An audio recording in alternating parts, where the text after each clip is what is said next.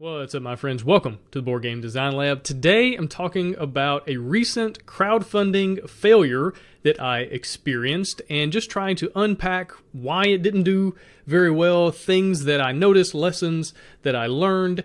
And it was interesting. A few weeks ago, I don't know if you saw this, seems like a lot of people didn't even know that it was happening, which is obviously one of the big issues with the campaign. But I ran a campaign for this project called Find the Fun, and it was a whole bunch of game design resources. It was a book, it was a game, and it was an online course. And I, going into it, felt really good about it. The community has grown by leaps and bounds since the last time I ran a game design book campaign. That campaign, I had close to $70,000 and right around 2,000 backers. And I didn't necessarily think this campaign was going to match that, but that at least gave me some idea about what I could be aiming at and shooting for. And then this newest campaign, it just kind of stumbled right out the gate. And I could tell it was not going to go well after the first, I would say, 8 to 10 hours. By day 2, I knew I was going to need to cancel it. And then before the week was out, I canceled it and started to figure out, okay, how do I regroup? What do I need to figure out? How did I miss the mark? Because let's see, looking at the campaign page, it only had 216 backers. And to give you context, the previous game design book had 400 backers on day 1. So twice the number of backers in way less time, and then obviously, close to 2,000 by the end. And so I called up my friend Andrew, who runs Next Level Web, who runs Crowdfunding Nerds, and he handles a lot of my marketing stuff. And we were just chatting about, okay, what went wrong? What do I need to do? Let's get some surveys out. Let's get some feedback from people. Let's figure these things out. And we had lots of conversations.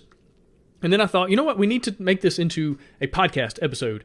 And so that's what we did. And we talked about all these different things with my personal campaign and other campaigns that we've seen, both things that have worked really well and things that could be improved. And that's not just for small companies, it's big companies too that have a tendency to make some similar mistakes that I did. And so we talked through ways to bounce back and overcome failure. Sometimes you win, sometimes you learn, and all the different things that you can do to kind of get back going and relaunch to success. And hopefully that's going to be the case. I'm getting ready for the relaunch of Find the Fund over on Kickstarter here very soon. We talk a lot about customer avatars and understanding who your product is for and really aiming at them with the campaign page, with the marketing, with everything you're doing, and making sure you don't mix up too many customer avatars, too many ideas into one project, because a lot of times that can be very confusing. We talk about lots of things. We talk about the biggest epiphany moment of my entire BGDL career and how just slap myself in the face and go, oh,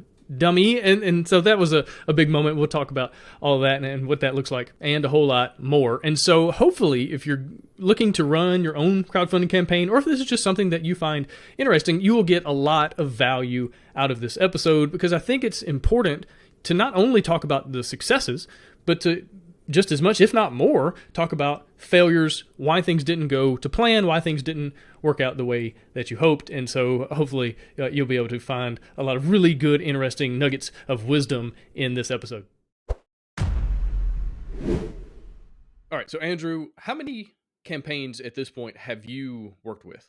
We've run about 125 at the moment, between 125 and 135 Kickstarter campaigns and GameFound campaigns. We just most recently launched Planet Unknown with Adam's Apple Games, which has been a lot of fun. They got nominated for Kenner Spiel like a few months before our campaign launched, so that was really exciting. Yeah, I'm a big fan of Adam. He and I have worked together on some things kind of behind the scenes, game design stuff in the past, and he's an awesome guy. All right, so you're over 100 campaigns at this point. How many of those have failed or were canceled? So it's less than 10, probably about 5, and that's just me figuring out, and some of these that failed relaunched with success. Those were some of the most interesting campaigns. And actually, I guess it's you are among those, maybe about a half dozen, but you're among those now, and I'm excited because what my favorite thing about when someone fails a campaign, it doesn't mean that you are a failure. It just means that you have excellent lessons to learn. And what I love about this topic is just how we're going to dive deep into what lessons can we learn from failure. I think failure is a normal part of our lives that we have to get used to, that winners fail a lot. You interviewed Sen Fung Lim. He's a Brazilian Jiu-Jitsu black belt. So am I. And, he will probably tell you the same thing that I would in the room. Every so often, somebody has a hard time, usually like a kid will just say, oh, I got tapped out, and they're mad about it and that kind of thing. The first thing I always say is, who do you think has been tapped out more times than everyone else in this entire room put together? Me. And you have to humble yourself in order to be lifted up, right? You have to learn lessons through failure, and in order to achieve greater success. And so if you're Yeah. willing to learn, right, if you're Well, willing to learn, well, that's go the for thing. it. Sometimes you win, sometimes you learn. And I think that's Yeah. the mentality you have to take with it. It's not like, oh, I lost, oh, I failed. It's like, no, what an incredible opportunity to grow and figure things out and come back better, come back stronger. And that's kind of where I'm at. And then but it depends on you and how intentional you are in that regrouping phase and in that relaunch, in actually diving in to the details and having some tough conversations with yourself in the mirror, or with your backers, or with people on your team, and going, okay, this didn't go so well. Why? Like, what's the real honest truth? And then how do we turn that into action items? That way, when we relaunch, we've answered all these questions, we've solved these problems, and we get more people to come in and back the thing. And so that's kind of where I've been. And it's not fun. Like, it really sucks. Like, it's not one of those things like, oh, this is so much joy. I'm so glad that I came out the gate and fell flat on my face. That's so much. Like, no, that's never going to be a good thing. But you have the potential there to get better, come back, and do some really cool things. And like, I've had to cancel campaigns in the past. It's not the first time I've had to do this. And so in a lot of ways, it was easier. I honestly copy pasted some of my previous cancel like update stuff. It's like, oh, well, this is kind of like very, very similar. Let me just borrow from that, change a bunch of the, some of the language. I changed a couple of metaphors. Like, in the past, I've used basketball metaphors, and this time I use football. Yep, yep. But again, you have this wealth of information now that you can pull from. So when this happens to your clients, what are the things that you tell them to do? Like, what's the top 5 or top whatever list where you're like, okay, we need to do this, need to do this. This is how we figure things out. What do you tell people? The first thing is, before we even launch the campaign, I try to advise my clients to pre-plan for different eventualities. And we did, so I run a podcast now called the Crowdfunding Nerds Podcast. And one of our most popular episodes, I think I might have even talked to you on a previous BGDL podcast about this topic, which was the 4.5 possible outcomes to your Kickstarter or your crowdfunding campaign. One of them is abject failure. There's no way you're going to succeed. There's likely failure, then marginal success. The likely failure is like, if you hustled really hard, you could hit that funding goal, but you're only going to hit maybe 110% of your goal or so. Then marginal success, maybe 100 to 150%. And then there's great success, which is 3 to 500% of your goal. You fund it on day one and you hit 3 to 500%. And then there is what I call catastrophic success, which is not a good thing. It is where you are some small timer with the very first campaign. You are unprepared for 15,000 backers, and you will fail to deliver if you don't learn a whole lot, right? We've seen this in many campaigns. In fact, most famous failures are campaigns that have funded 6 figures or more, right? And so anyway, we try to tell clients, you need to have a plan for each one of those eventualities. What are you going to do if you fail? And that's one of the things that I think people inherently don't like to think about that. We often, as designers, I'm a fellow designer myself. I've gone to Kickstarter, funded a game and whatnot, and about a month from deliverance. So I try to help people understand that you are looking at your project with rose-colored glasses, but as an outsider that has no stock in your game, I often play devil's advocate with people and will tell them, like, if you fail, like, what will you do? Sometimes they don't have answers. And the thing that I feel is the most dangerous, really, that is kind of the heart of the matter that I try to get at, is when people are prideful and they don't want to consider these things. They oftentimes will make excuses for why they failed and say, oh, it was because I didn't have enough, I didn't spend enough on marketing. If I just spent enough on marketing, I would have done great. Or, oh, it's because, I, whatever, so many things. And I know as a former football player, you probably have an opinion or two on excuses. Yeah. And so I try very gently to kind of, to use a Brazilian jiu-jitsu metaphor, strangle those out of people before the stuff hits the fan. I mean, we could pause and kind of talk about that for a little bit and then revisit something else. What are your thoughts on that? Yeah, I mean, making excuses, I don't know if making excuses ever helps anything in any part of life. Like, in what moment can you go, "Oh, I failed not because of me, but because of all these, exterior forces." It's like, well, first of all, you just gave agency of your life away. You just said that I am not in control of the things that I am actually in control of. And so I think it's very dangerous, no matter what you're doing, whether it's in relationships or business or anything, to just start making excuses. And while you're doing that, you're also wasting time that you could be gathering data, that you could be figuring things out, that you could be regrouping and resetting and coming back. And I'm not saying, don't take a few minutes and feel sorry for yourself, because you're going to do that. You're going to go, man, all that work for this.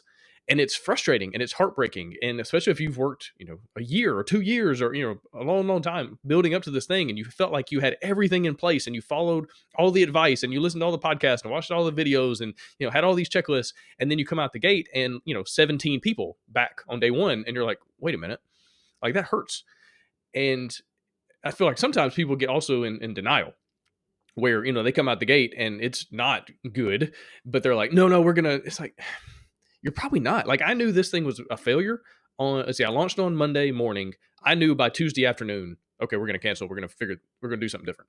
Like, pretty early, based on trends and things like that. And that was also kind of good to have a previous body of work, because I feel like a lot of times new creators come out and they don't really know what to expect. They're not sure. They don't have any evidence to look back on and go, okay, here's, what I've done in the past and what I think I can do now. But like with my campaign, the last time I did a game design book, it had right around 2,000 backers and it made $66,000, which is not like life changing, but like that's pretty good. That's a pretty solid. You can build a business around that kind of thing. Yeah, absolutely. Yeah. And so not Brandon Sanderson numbers, but yeah, no doubt. But when this campaign came out the gate and it only had like 100 backers on day one, where the previous campaign had 400, and it was only trending towards around 300 total backers, $10,000 maybe.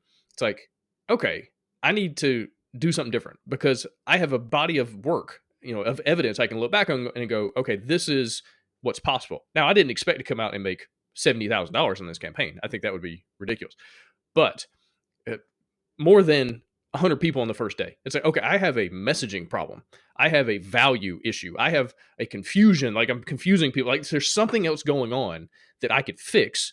And I just got to figure out what those things are and then come back better, which will be better for my business, obviously, but also better for customers, better for backers. It provide more value, provide more specific, things to them. So I think that's another thing. It's not just about your business. It's also realizing that whatever you're promoting, that the people that you're promoting to don't see enough value in it to back it. Now, maybe it's a price issue.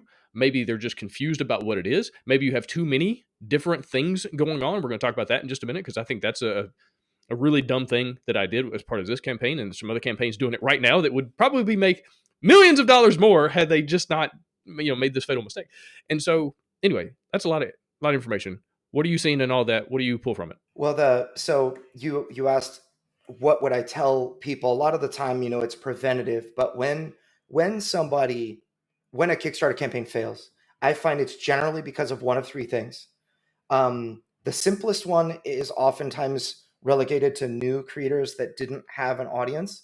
And that is the simple adage of, you must bring a crowd to fund.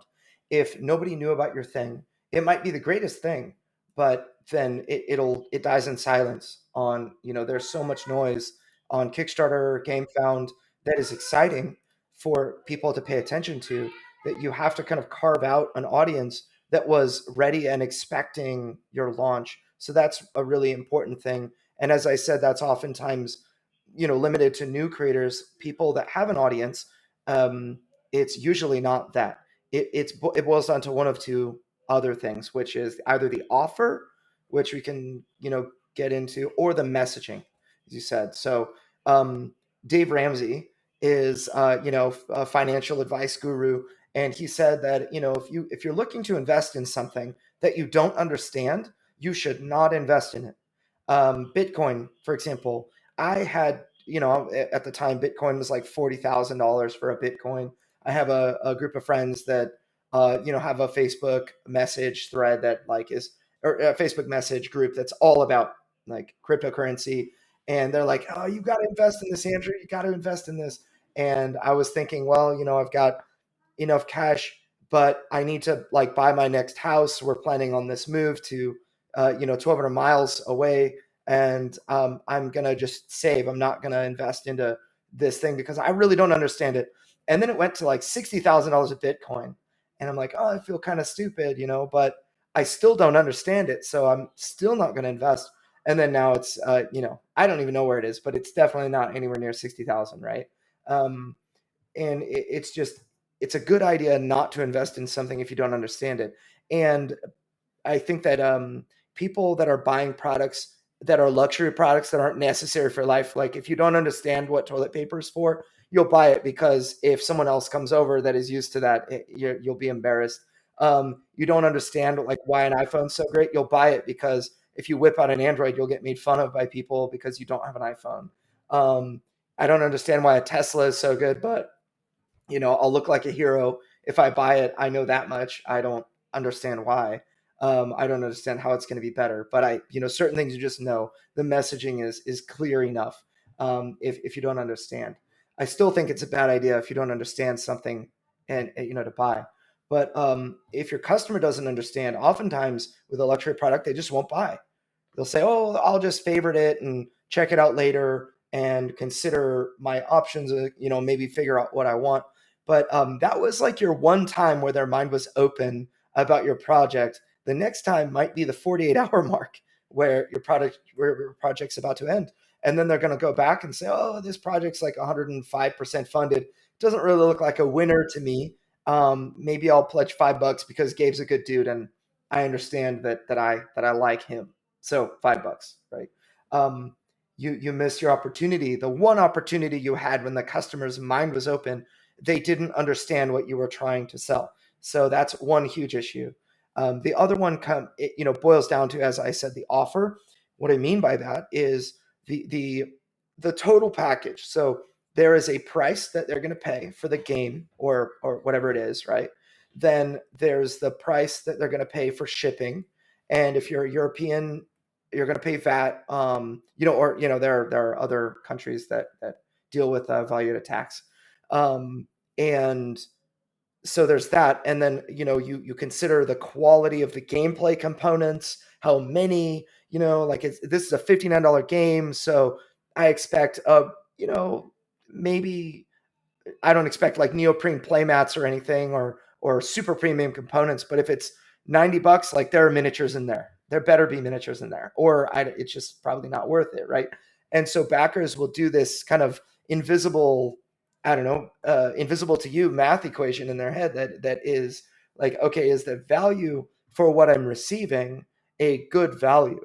And they'll look at shipping. It's like, all right, I have a $50 product and shipping is $20. People would rather pay $59 for that product and $11 for shipping. There are certain, landmines people can fall on, that they might not expect, and maybe like to a lesser extent, the offer is like, is this product good? Maybe that's more related to messaging.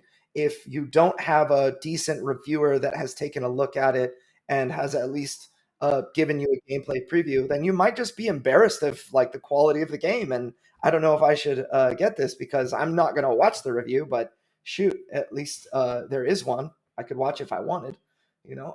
So these are oftentimes reasons that people fail. And I feel like most of the time, you can control your success or failure based upon having a good offer with a clear message and that kind of thing. Now, in some cases, like I feel like in this in your most recent campaign, what we thought was a clear message might not have been, and so we learned something.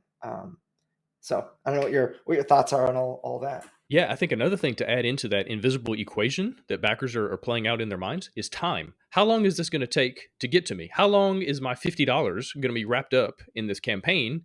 Is it 6 months? Is it a year? Is it 18 months? Because they're playing out. That's part of it as well. Time is always a cost. You know, we spend money or we spend time or sometimes both, but that all kind of plays in there together. And so that definitely factors in. But yeah, as far as like confusing, if you confuse, you lose, right? And so if a backer lands on your page and you have all these different things, all these different angles coming at them, and they're not entirely sure. It's like, well, what do I want? Do I want this or that?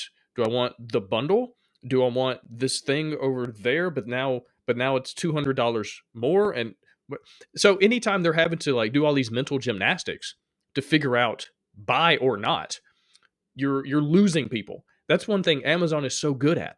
You can literally click one button and the thing is now going to show up at your house. Like they've removed all the obstacles other than can you move one finger and click the thing. That's it. And so in doing that, they've exponentially blown up their sales and whatnot. Now with a crowdfunding campaign, you can't exactly do that. There's a little more to it, but I think you can remove as many barriers as possible and guide someone along, almost like using your campaign page like a funnel in and of itself, right? And just kind of guide them along. What happened in my particular campaign? So I had 3 products that were fairly different. I had a book that is about it's called Find the Fun, right? And it's about how to take an idea and turn it into a published game. It's the full process. It's the book I wish I had years and years ago when I was just starting out, and I wish someone had handed me this with all these things that I know now, after doing this for, I don't know, over a decade, almost 15 years. The things I really want people to know, right? How to go from, okay, I've got this thing in my mind, prototype it, play test it, get it published, get it out into the world. Then I had a game that in a lot of ways is an add-on. It's a fun little thing. It's a solo game about designing board games, right? It's silly, it's fun. It's not like super educational. Like you're not going to read a card and be like, oh, now I know how to do this. No, it's just fun. But it was like a little thing to throw in there. Limited edition. I'm not planning on printing very many. Just as like, hey, this is a fun thing. And I think that works. As a campaign, that works. And that's what I'm doing with the relaunch. It's the book, which is the main focus. And if you want this fun limited edition game, throw in there too. There's an add-on. I'll throw a bundle in there to kind of, make the price point cheaper, stuff like that.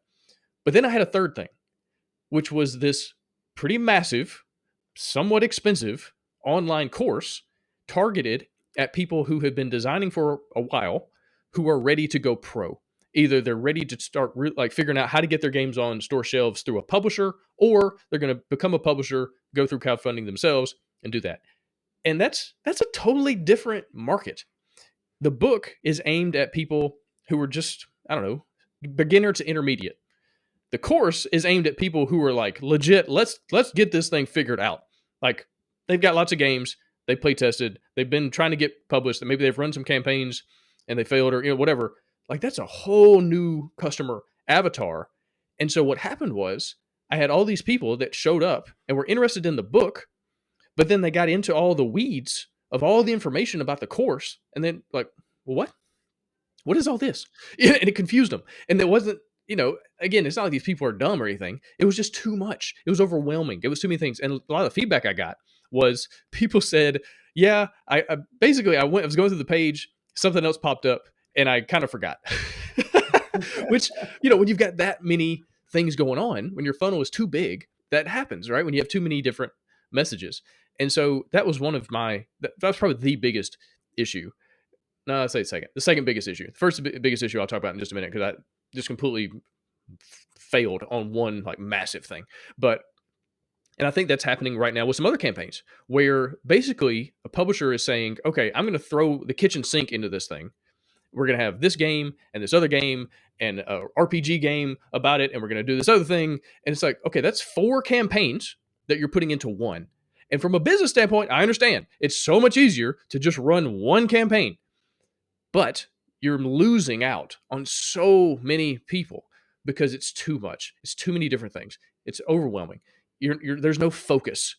And again, you confuse you lose. So that was a major learning opportunity there. And so with my stuff, the relaunch will be the book and the game, and then I'm going to launch the course as a totally separate thing later on, and I'm really excited about that. I think it's going to be really great for the people that it's aimed at, but I got to make sure that I'm aiming at just those people and not getting convoluted, murky waters with everybody kind of thrown into the same campaign. Right. Yeah. One of our clients is Modifius Entertainment, and they have a fairly large email list.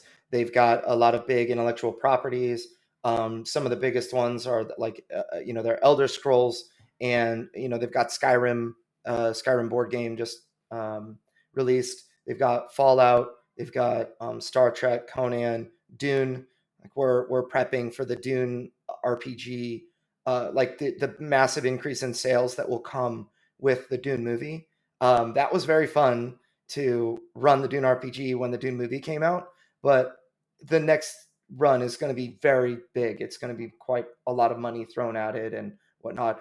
And one of the things that Modifius does, we do is we segment their emails so that they don't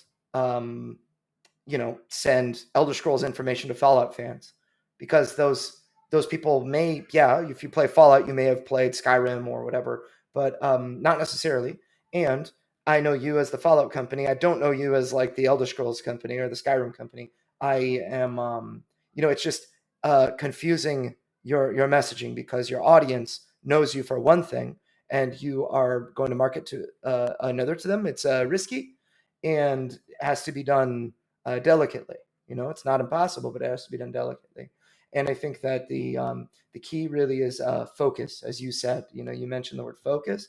The campaign, are we allowed to say the name? I mean, it's Gloomhaven because they got so many. Here's the thing: I wish my campaign that doesn't do very well could make millions and millions of dollars. Yeah. And I'm not throwing shade at anybody. I'm just looking at a business opportunity that seems to be missed, because you have 4 amazing campaigns that you're trying to run at the same time. And I get why to do it as a business, but I feel like to just do an RPG campaign with miniatures would make $10 million by itself, or would make a whole lot of money by itself if you really leaned into it and focused on it. Just doing the Frosthaven reprint would make a lot of money by itself. Just doing Gloomhaven second edition, I don't know about that one. That's the one I'm not sure. I don't know what the market saturation is for the Gloomhaven base game at this point. It's interesting because each of the if Mr. Isaac Childers is listening, I would love to be your consultant. I have opinions, but I know also that Isaac has really excellent people surrounding him. One of my buddies, Ross Thompson, is working for him now, and that guy is a wealth of knowledge in regard to marketing. And I'm certain that they are making good decisions behind the scenes and making good moves and pivoting and doing what they need to do. But what I feel is that there are a number of different ways you can look at each intellectual property, and rather than say what I think they could have done better, what I would say, I would point to a company that I think does this exceedingly well, because they have the resources and they have the rhythm down. CMON has made $100 million or more from Kickstarter, and they have. I mean, you can go to tabletopanalytics.com and check out how much money CMON has made. I want to say they have made 3 times at least more than the next biggest creator on Kickstarter in the board game space. Really, I guess in the game space, period. And if you don't include weird things like Star Citizen and whatnot. But CMON releases a Marvel themed game, and that's on Kickstarter. And then a couple of months later, they release Zombicide, White Death or whatever. They are really, they're really, really good at building hype for a campaign, and then that thing's humming in the background, and those people are excited about that particular thing, and then they launch another thing with again a crowd that is ready for this other thing that may or may not have been interested in the Marvel thing, but now is very interested in the Zombicide, the new Zombicide game. And I think that they have a really, really solid system for treating their intellectual properties like stars. If you watch Gordon Ramsay and any one of his food cooking competitions, they'll It's like, all right, we're cooking with salmon today. And if you don't make the salmon the star of your dish, you are likely to be eliminated. You're likely to be in the bottom three or whatever. And it's a place you don't want to be in this competition because the main ingredient wasn't the star. And in the same way, you've got we're obsessed with Gordon Ramsay at the moment. Sorry, I'll probably use him more often in this podcast. But the star of the company is, going back to Cephalofair with Gloomhaven and Frosthaven and the Gloomhaven RPG and the miniatures of Gloomhaven. Those four things are each stars, and They just it added a was. fifth. Oh, really? They added a solo game by my good friend Joe Kutful, which I am super excited for. Joe's phenomenal guy. I've worked with him in the past with Hand of Destiny. He's an amazing designer that can take massive games and turn them into like these tiny handheld things. And he made a game called Gloom Holden, which Oh, yes, if I I know remember of this, and correctly, they made it official. yeah, exactly. If I remember Oh. correctly, I think I gave Joe the title of that game, and so I think I am due like 1% of this. Um, but anyway, Isaac, he High sent fives it. and free burritos at every convention you go to. Exactly. But Isaac has turned it into an actual product. It's like $15. He hired Nikki Valens, who's another phenomenal designer, to come in and do a lot of development work, and they like expanded the thing. It's awesome. I'm super excited for it. It's a fifth thing. It's another thing to put into this campaign. It's like I think that one makes more sense. Like to come in and do that like on top of one of these others. But when it's the fifth one, it's like I don't know. You're just again, you're confusing more people. Yeah, I look at Jamie Stegmaier as a great example of somebody who decided to move away from crowdfunding because and he has his reasons for that he shared. What sticks in my mind most is how he didn't. It almost felt like a rat race of marketing and the mean people, the trolls, and other things like that. Like if I could just not deal with that, then I would be happier. I would be a happier human. I kind of feel like this this Gloomhaven, Frosthaven, all campaign is coming from like the mind of a programmer. It's like the marketing is necessary. Let's get to the part that we care about, which is making great games. And we'll let all the people who want to buy them just buy them. And I feel that the opportunity, with somebody that maybe comes from a marketing background is like, let's take each one of these and make each one a star. And yes, maybe some campaigns won't do as well. Like you had mentioned the Gloomhaven second edition. We could have, but at the same time, I as a marketer would say, look, you might revive excitement in Gloomhaven. You might get people to bust out their existing game and play it again with the reprint that has new quests and new classes and updated revamped rules, and that kind of thing. And then Frosthaven reprint is an excellent, I mean, I personally think that it's a decent thing to add on because it's not, to me it's kind of not meant to be the star. It's something that had amazing success and people are looking for it still. They're looking for an opportunity to get it if they want it. That I do feel like is an appropriate tack on to Gloomhaven second edition. But then you've got this Gloomhaven RPG, which since RPGs kind of became popularized in the 80s, you had dice rolling for combat and all of that. And what Isaac has done is he's added to his card system, the card play system, which everyone loves in Gloomhaven and Frosthaven. He's added another number, which is basically your dice roll to the cards. You might draw a card or whatever, and it'll have a certain number on it, success or succeed or fail a test kind of thing. And I have looked at the campaign page a bunch, and I don't think I knew that. it's actually I knew that from like their road to the, I forget what it's called. It's like the carnival thing. But this is really kind of central to the point of that is a star that really needs its time in the sun. I feel like it's 15 minutes of fame to stand on its own, to say this is the one thing all RPGers that have played Gloomhaven rejoice. This is the thing that you need to instaback. And I think they would have, right? And then, of course, the miniatures of Gloomhaven is its own star as well for reasons that I think everybody listening to this could probably understand. Right. And I think ultimately the issue we're really talking about is you've got the same thing I ran into. is you have two very different potential customer avatars. Because if it was just the Frosthaven reprint and Gloomhaven second edition, I think that works really well because you have the pretty much the exact same person who's going to be interested in both products. But now that you're adding a completely different element to it, that's when you start running into issues. That's when you have customers that start bumping into each other.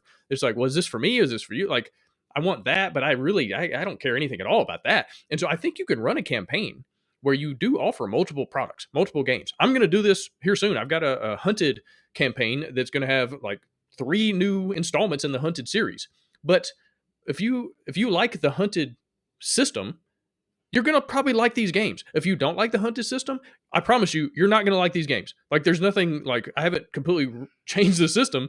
And so I think the same thing with Gloomhaven. If you really enjoy Gloomhaven, you're probably going to really enjoy Frosthaven. So it makes a lot of sense to put that in the same campaign. But it's when you have all these, like, other things. It's almost kind of like back in the day where people would put a t-shirt in there, or they put, like, stickers or things like that. It's like, what are you doing? Like, focus on the thing. Don't try to add all these ancillary things in there just to make a little extra money, or just because it's cool, because it feels good, kind of an ego boost to see people walking around with your logo on their t-shirt. Like, no, get rid of that stuff. Focus in and really lean into what, like you're saying, the star of the show, because I think you have a lot more success. Right, right. It's interesting that you mentioned Hunted, because there are a couple of campaigns that I've run in the past that have had multiple products and that have done well. And one of them that I thought of was the Hunted games. You've got gosh, what was it? The one, the Die Hard and Alien. Yeah, first two were Kobayashi Tower and Mining Colony 415, which were loosely based on some 80s action movies that were inspiring to me. Very loosely based. Yes, yes. Yippee-ki-yay, TM. So yes, I do think that that campaign is a great example of one that had a very clear message of, hey, what it came down to. And I was looking at it from the perspective of a backer. I thought, okay, the Kobayashi Tower game is the Hunted system with dice rolling for success. The Mining Colony 415 was, and this was years ago, and I still remember, just because, from the perspective of a backer and fan, Mining Colony 415 was dexterity. And if you like dexterity, get this one. You like flick this into the box to shoot aliens and that kind of thing. And then you added the ability to roll dice for people that still wanted to play but didn't want to do the dexterity thing and whatnot. And I thought that was very successful, because in both cases, I was learning about one thing, and it was like 2 implementations of the one thing. So if all I knew about was the Hunted system, I would say, do I like, fleeing aliens and that kind of theme, or do I like, rescuing my wife from the top of the tower at Christmas Eve? And that's the only decision item, or maybe both. Why not both? And in similar vein, I had another client, actually Chad Kreisen runs he runs all the ads on Board Game Geek, I think, but he also runs a puzzle business, and he has his really cool 3D puzzles. And he ran a campaign recently. We helped him run a campaign for his puzzle business that was for 3 entirely different puzzles that were 3D wood puzzles, and just 3 very different scenes. And the offering was, you can get 1 for this price, 2 for that price, or all 3 for the bundled price. And I felt like that was very successful. It was also just a very clear offering. There wasn't a whole if you lot like of one research puzzle, needed to do. like if you like putting together puzzles, you're probably going to like putting together more puzzles. Yeah. So and again, at that point, it's like the offer is like, can I afford 2 puzzles or 3, or And as long as one puzzle isn't like crazy Cthulhu, demons popping up, and the other one is like rainbows and unicorns and stuff of it, it's like, okay, now we have maybe a product market mismatch. But yeah, it just makes sense. And from a manufacturing standpoint, and shipping, it makes sense to do a lot of these things at the same time. But another thing you can do, though, you could run a campaign in August, and then you run another campaign in September or October. And then if you line those up correctly, you can still ship them at the same time and save money on the freight shipping. If you're like really thinking business wise and trying to like get the most efficiency out of your logistics and stuff like that, you can still do that kind of thing. But back to your point, I create a star of the show. Now with the Hunted games, the star is the system. It's the way the cards play off of each other. And now it's just an exploration of what can we do with this. So for the next campaign, again, multiple games, but one of them is a fantasy pixel art roguelike video game type experience. Same system, but you're running around like a video game and it's got all sorts of mechanisms that kind of lean into that. The other main game with that campaign, you get to be Winnie the Pooh. You get to be Alice in Wonderland. You get to be Peter Pan. You get to be all these like storybook characters running around this storybook world. It's modular. So if you want to have Winnie the Pooh fighting Captain Hook, you can do that. And I was like, okay, that's fun. And, some people are going to be interested in one or the other, but I feel like most people who land on that page are going to go, oh, that looks great. And this looks great. I can learn one system, which is like 75% of the rules. And it only takes me another 5 minutes to learn the rules for the other game. So it's another thing. It's like, once you understand one game and how it works, you can play them all. It's just going to take you a couple minutes to understand the nuances and like what makes this different. And, this one's dice rolling. With the fantasy one, is D20s, but it's like custom D20s that have different number I'm really excited about these dice. And it's got this like D&D style dice system, which makes sense. The storybook one, it's tokens. It uses these like special tokens that, you're doing different things with. So it's a different system. But again, it takes like 2 minutes to learn the extra little rules about it. But it's one customer avatar. And it's one group of people that have hopefully, probably backed games in the past, these hunting games. And they're like, oh, I want to check out the next one in the system. I enjoy the way this plays. Let's go to Wonderland. Let's go to the 100-acre wood and see what happens there. So anyway, I think if you do something like that, or I've seen also people have success when they did, 2 or 3 games that were still like very different games, very different experiences, but still it's the exact same group of people who were interested in that type of game. It's family weight, 2 to 4 player things, or roll and writes. You could have like 3 roll and writes in the same campaign that are just very different experiences. But if you like one roll and write, you probably like a bunch of other roll and writes. I think you can have success doing that. But again, it comes down to understanding who your customer is and then marketing towards them. Definitely. And I think that certain companies do a really, really great job with their line of products. If you want to be a professional and make a professional level income and treat it like a business and all of that, then I think that it makes sense from the very first product you ever make. Maybe it was your baby, the one that you were really passionate about. When you make your second thing, it should draw from the same pool as the first thing. Whatever people really loved about the first thing should not be completely absent from the second. I do see people make that mistake sometimes, and it's a bummer. But again, to highlight people that I think do a great job, I think Isaac Childers does a great job with this. He makes games that his fans really want. And Jamie Stegmaier, if you buy Wingspan and you're like, oh, I really loved that, you're probably really going to like Scythe. You're probably really going to like Pendulum. You're probably really going to like, Viticulture, because the feel is like, I do a thing and and then the next player does a thing, and it's not this super duper different system that you have to worry about. If I'm buying a Stonemaier game, then I kind of know what I'm expecting. I'm expecting a Euro that will take, 90 minutes or whatever, right? And so I think that there's a great benefit in just having a consistent message. Awaken Realms, they have obviously some massive games like Tainted Grail and ISS Vanguard that are huge, epic experiences. But then they came up with this line called Awaken Realms Light, where you're not going to get games like that. You're going to get games that play in 30 to 60 minutes. And, and that was a really important branding decision that was made by them that I think, will provide dividends over the long term. I was really curious because, with this first campaign that the most recent campaign that you ran with 3 different products, there were 2 things that you did that I thought were really, really great. And we were kind of talking about, surveying your backers, prospective backers and whatnot.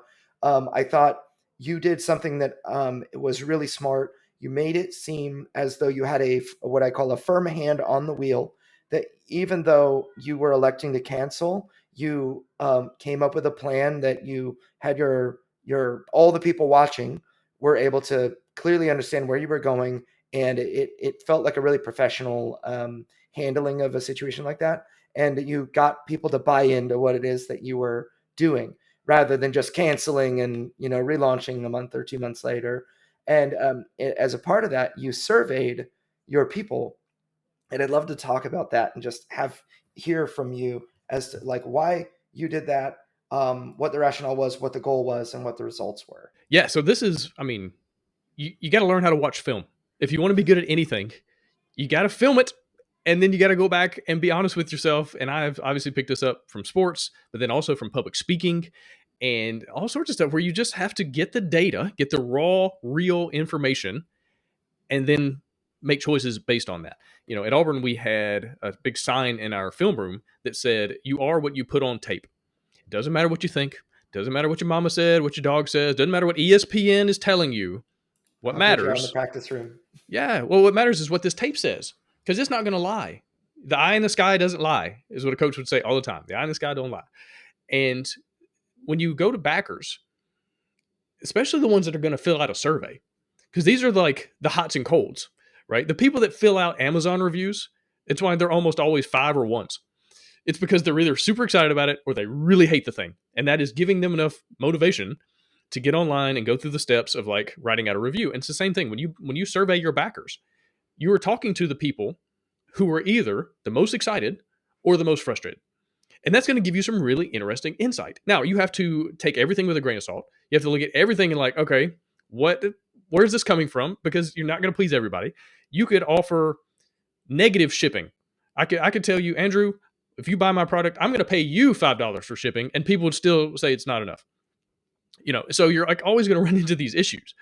But you have to get in there and find the little nuggets of wisdom, little nuggets of ideas, and then take that information and then turn it into action.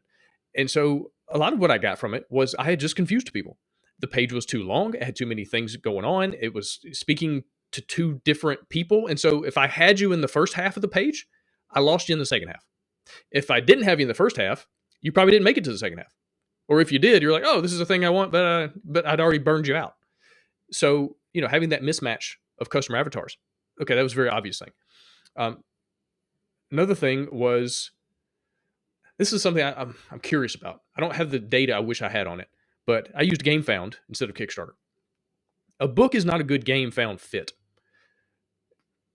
Duh. Like, I know that. I love GameFound though. Like, I think I just wanted it to be true. I think I just like put my blinders on and I was like, no, we're going to use GameFound because it is such a superior platform to Kickstarter. It is so much better from a creator standpoint, a business standpoint, and a backer standpoint. It is better across the board in so many ways, and they keep getting better almost weekly. And I'm so excited about the future of GameFound. However, and you get no disagreements from me either on that front.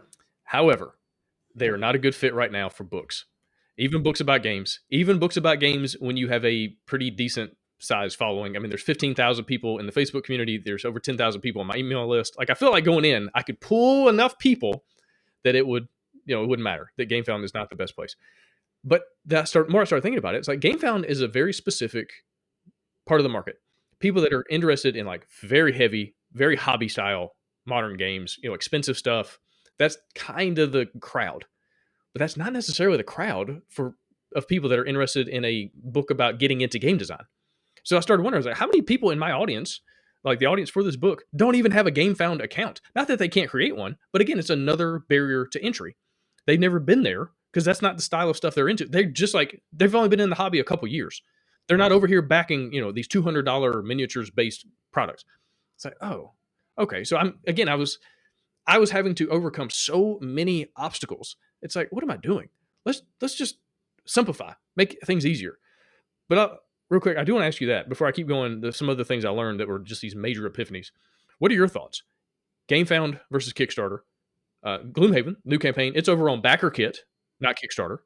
How much is that affecting that campaign? How much does it affect campaigns in general? What are you seeing? It was very interesting when Gloomhaven launched their campaign on BackerKit. They actually crashed the BackerKit server with the number of people that went there. So I do look at BackerKit as more of a fledgling platform that's really trying to make a name for itself. But I have a very, very high opinion of GameFound as well, and Kickstarter, because as annoyed as I am at, that for years and years, Kickstarter has neglected their board game audience, which has made up about 40% of the money that they make each year. by far the largest niche on Kickstarter. Um, they're kind of turning it around too. And you can see that they're starting to add features and make adjustments It's almost like and that kind of competition thing. is good for everybody, huh? Yeah. Yeah. And Kickstarter absolutely moved into, like so GameFound, it tries to be an all-in-one, which I actually think is a bad thing. It's one of my negative marks against GameFound is they're trying to be an all-in-one solution, and I think that's a mistake. I think they should just do what they're really, really good at. And of course, let us do all of their marketing for every single client they have on the platform. I have no stake in this fight, obviously, but the tongue in cheek, it was a joke for the squares that are listening. Um, but so they're trying to be an all-in-one platform. They are by far a better user experience. They're dominating Kickstarter everywhere except for the audience, the organic traffic. Kickstarter has 7.5 million people that visit Kickstarter.com, 3 million-ish of which go to are exclusively like board game people. You can see on I can see because I have I don't know how you would get this access, but I can see how many backers Kickstarter has. It's like roughly 2.5 million backers is the backer size for in any given year for board games related things, board game RPG, any tabletop related thing. About 2.5 million backers, and so they get 3 million people a month, unique visitors. And GameFound, I believe they get 1.5 million.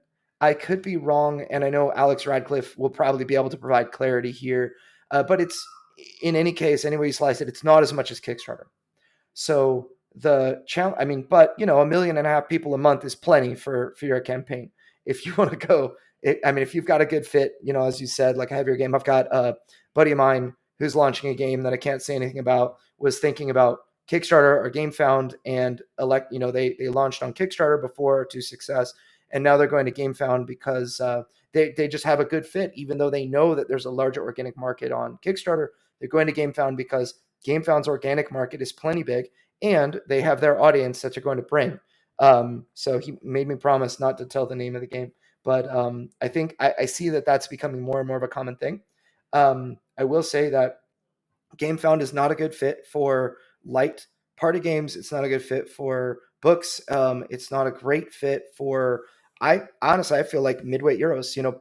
Planet Unknown. We had a real serious conversation about should we launch on Kickstarter or should we launch on GameFound, and I was leaning toward Kickstarter, and but I mean GameFound was right in there, and they ended up deciding to go with GameFound. It was one of those things that I just felt like, hey, maybe they would make a little more money from new people discovering Planet Unknown that are into lighter weight games that don't have like an extremely high price tag attached to them, that more like impulse buyers, I feel like, are on Kickstarter. So that's that. I guess that's the difference for me. Yeah, it all makes a lot of sense. All right, switching back to things I learned from both the feedback and just talking to a group of people that I trust, right? I think that's one thing you have to have is a group of people that will tell you the honest truth, that will look at the things that you're doing, and not that they're trying to hurt your feelings, but that they're just going to be like, "Hey, have you thought about this? Did you look at that? That seems pretty mediocre." Like they'll just be honest with you. And I had a really good conversation with my buddy Kyle, and he and I were talking about things. And one of the ideas I got out of this conversation was, one, I'm an idiot. I'm so dumb. I completely just lost track and forgot about what is my main unique selling position in the market. People don't come to the Board Game Design Lab podcast or the website or any of the books I've written, anything I've done in the past, because of me personally, right? I've designed a lot of games. I have over 10 on the market at this point. Like I've got lots of experience. Hopefully I built up some credibility. I know I've been in people's ears. People have heard more of my stories than like their family member stories. Like if you've listened to all the episodes of the Board Game Design Lab podcast, you've had, like, in theory, more conversations with me than with people you're closest to, just because that's so much content. But what people really come to this channel for, this podcast for, is not me. It's the people I'm talking to.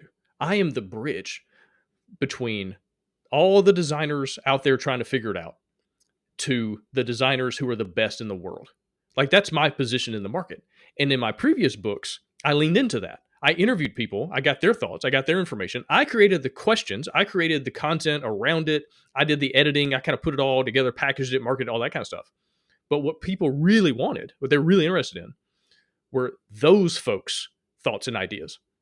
And so with this new book, it was just me. And again, I've got lots of experience. I'm taking all these podcasts, interviews, and ideas and kind of consolidating and putting it into a book, but it was just my name on the cover, just my name on the marketing.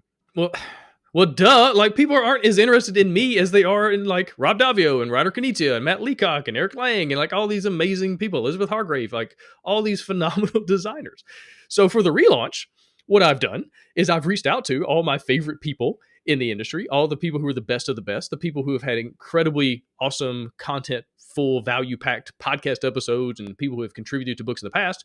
And I said, hey, I've got lots of questions that I want to then take your thoughts and ideas and not just take the like organic amalgamation of like all these ideas in my head, but actually take your quotes word for word, put them in the book and be like, okay, this is what Reiner Knizia thinks about what makes a fun board game. And let's unpack that. Right. And let's create some graphics and some like really nice graphic design and put it throughout the book so it stands out. You know, when Rob Davio is like, I can't put my finger on what fun is, but I know it when I see it. Okay, well, let's talk about that. Versus this other designer who's like, okay, fun is this, this, and this. And they're very specific. Okay, cool. Let's look at the differences there and unpack these ideas. Not just based on what I've gained from the podcast, but what I'm gaining specifically in direct interviews with amazing designers. And then on the marketing, on the Kickstarter page, let's put their faces and their names and like, hey, do you want to know why Rob Davio can't define fun? Find out in this book. It just, once that unlocked, I was like, okay. I actually find that is one of the most fascinating things one of the most fascinating discoveries. I mean, I've been a marketer for, gosh, I started in 2009. So it's been about 14 years that I've been a digital marketer.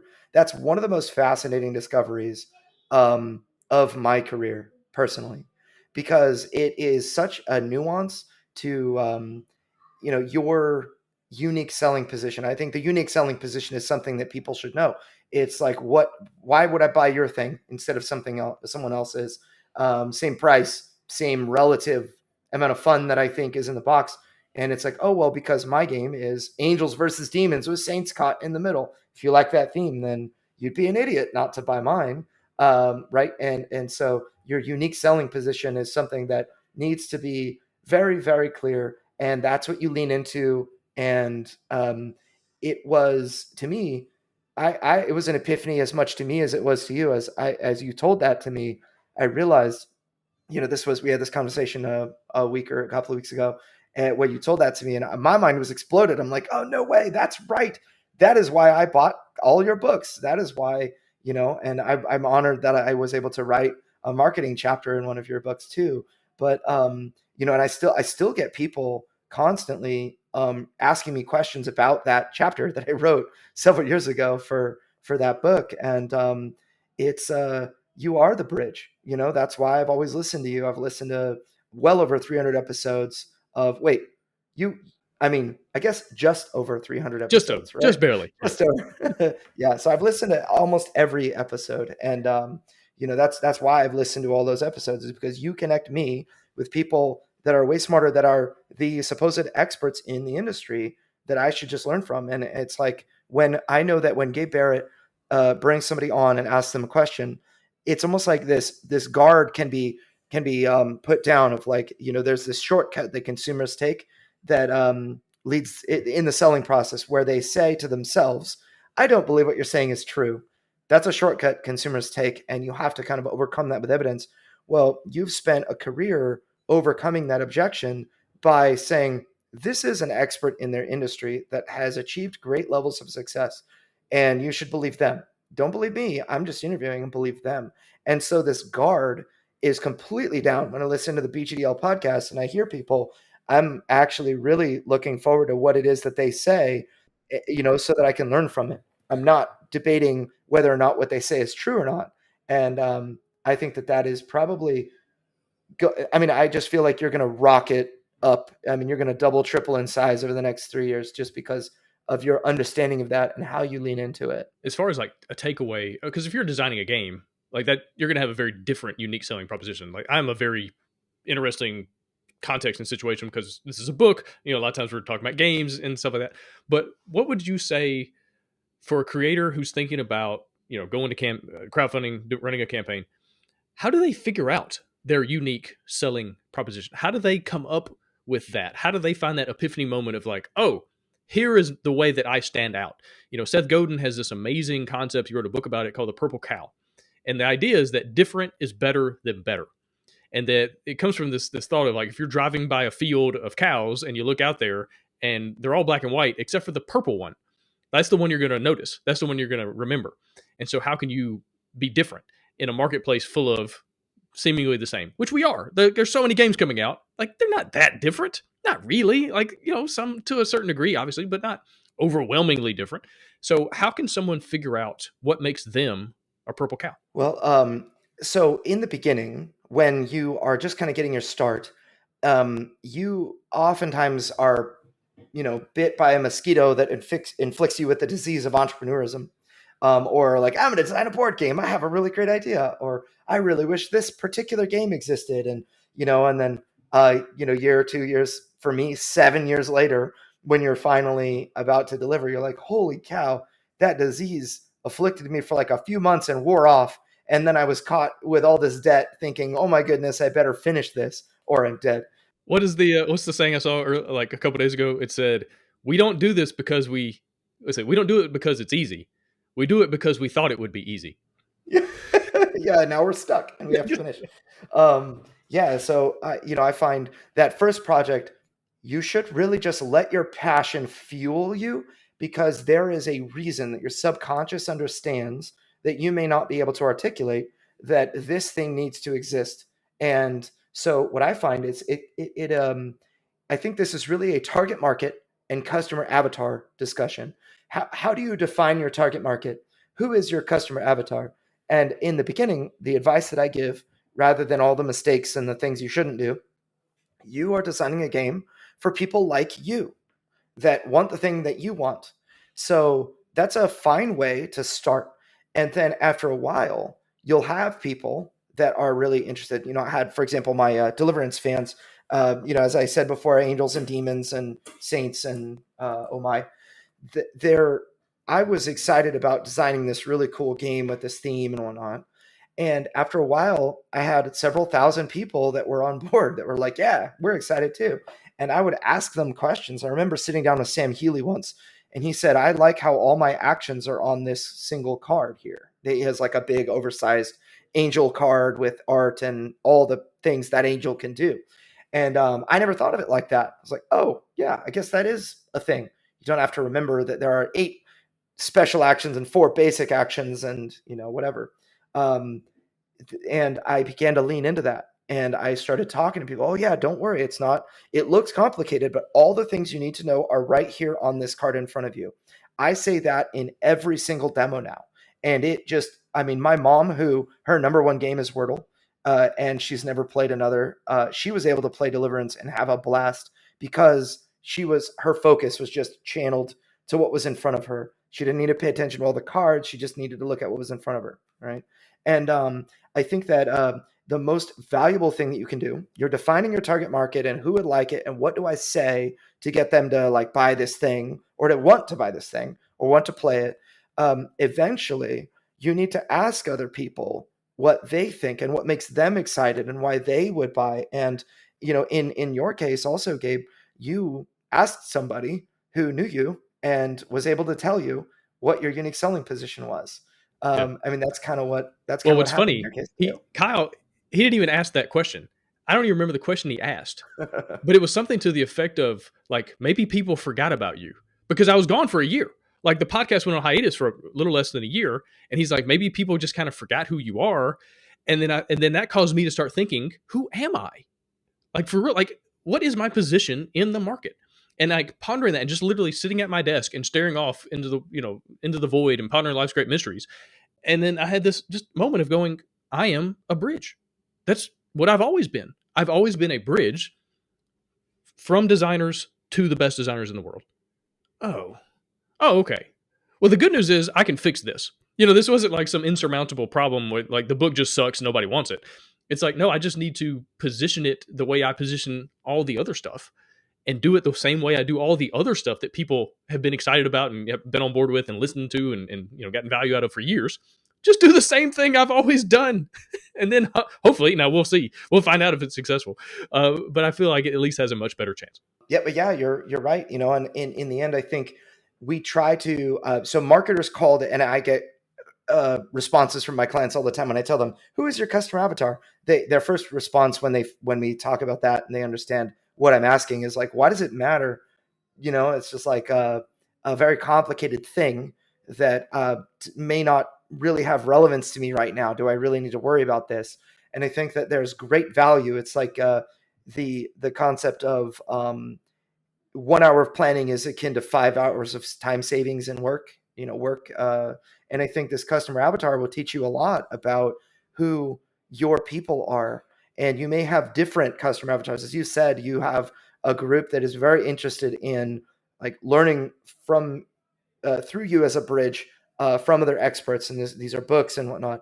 And then there's another group that will buy your course because they are intent on going pro. You've gone pro. They want to learn from you on that front. And I'm sure that you'll also bring in other experts for sake or for the benefit of those people because you are a bridge, right? And it's just that extra value. I find that the customer avatar is a more detailed target market. You're actually naming the person. You're giving them, you know, you're telling me what their hobbies are. You're telling me how old and how many children and what their demographics and their income and what they like and what they don't like. And you look at yourself. So, you know, when you define your target market, it's you, people like you that want the thing that you want also. Um, who am I? As you said, for me, I am. You know, I'm a 38-year-old man with soon to be 7 children, and I quit playing video games because I was obsessing, and there's no way in heck I could manage a business and a family at the same time. So either maybe I go real casual or just don't play those things, but I play board games because I can play them and then put them away, and in theory, that's like I'm able to compartmentalize that piece of my life now. But I really, really miss all the games that I used to play. So I'm hunting for experiences that are like that. And then, that's kind of how I start. I love Lord of the Rings. I used to really like, I don't know, like, well, I guess I'm really into sci-fi now and other things too. Right. And, so then you take that, who you are, trying to understand yourself. And then you go to someone else and say, okay, this person, will say, Jonathan, I've got a fan named Jonathan who is very, just been excellent. He is different than me. And what does he like about the product?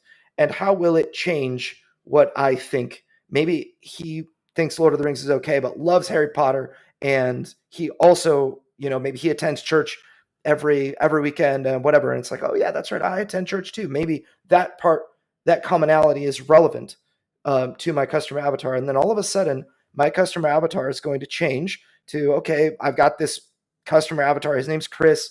He's 35 years old. He's got 2 kids that, he's married. He's got, maybe his wife stays at home, blah, blah, blah. And all of that, and trying to understand what they're interested in and what they like you for is going to make you a whole lot more money than if you didn't understand those things, because those things will inform the way that you speak on your Kickstarter page, the actual like rubber meets the road, the way that you position your offerings, what you offer to begin with. Is the book a good thing for you to be offering? And the answer is yes, absolutely. But in this, with this new understanding that you have, you're now able to position it for your customer avatar, and I have a feeling it's gonna go gangbusters. Yeah. Well, hopefully as so. books. And anyone listening to this that's interested, it's called Find the Fund.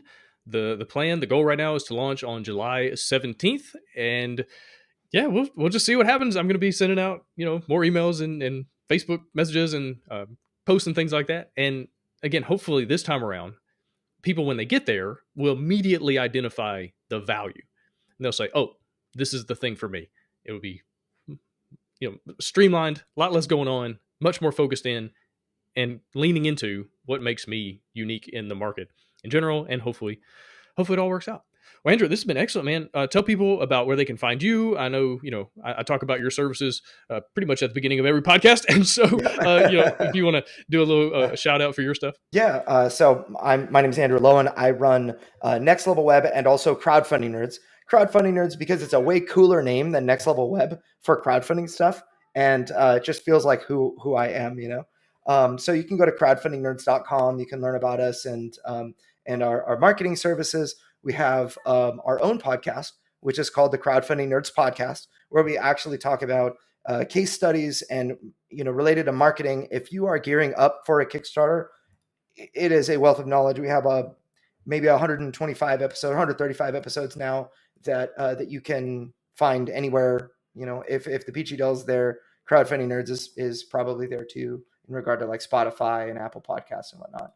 And we've got a Crowdfunding Nerds course for marketing. If you want to know how to run Facebook ads and that kind of thing, crowdfundingnerds.com/course. We've got our Crowdfunding Nerds community on Facebook, where you can ask marketing questions. You can get feedback on your, Kickstarter preview page and ask, some of the stuff that Gabe and I are talking about right now. We're kind of diagnosing a problem, a challenge, and it's something that we're looking to overcome. We do that all the time in the Crowdfunding Nerds community. We really like to have those marketing questions. You've got about 1,000 people in there that would love to talk to you about just any question you've got. Don't come in there and ask, any feedback would be appreciated. I want a specific question from you. If you want help from me, then you need to have a specific question and I will answer it. I promise you. Preferably before you launch the actual campaign. Yeah. But you know what? Even after you launch, I am happy to do that. Just please don't spam your Kickstarter link and be like, any feedback would be appreciated. Here's my Kickstarter link. That is not how we work. We want to help you. We want to help you make more money. We want to help you be more successful. And if that is with our marketing services that you're paying for, great. But we have so many resources out there that are free, meant for you to just rise higher. So, make more money so that you get so busy, you should probably hire us to just take one more thing off your bucket. Or off your list. That's what I want to do. That's what I want to be. Awesome. So. Well, Andrew, like I've said in the past, it's been a pleasure working with you on all these campaigns. It's been just enjoyable to have these conversations and go back and forth. I think the first time we've ever filmed, we have these conversations pretty regularly, but now we're filming it and we're turning it into content. And so anyway, I appreciate you joining me. Appreciate your time. That's awesome, Gabe. So such a pleasure, and always such a pleasure to listen every week.